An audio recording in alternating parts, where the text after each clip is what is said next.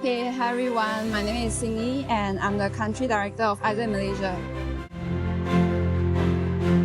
Okay, so what is actually World's Largest Lesson? It is a global initiative that aims to introduce the Sustainable Development Goals, which is SDGs, to the children in order for them to be able to make a better world and contribute to the better world as well. So proud of you! And how would I actually describe WLL? Is basically hopeful, youthful, and also excited.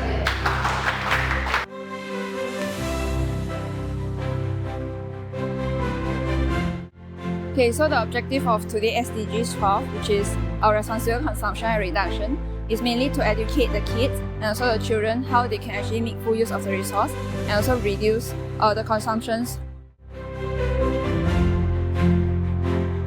Imagine that every single person in the world understands and aware about sustainability.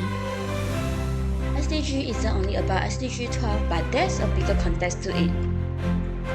AIESEC in Malaysia mission is to inspire young people to become global citizens. By driving the world's largest lesson, we aim to create a future where every individual takes action as a leader towards achieving the Sustainable Development Goals.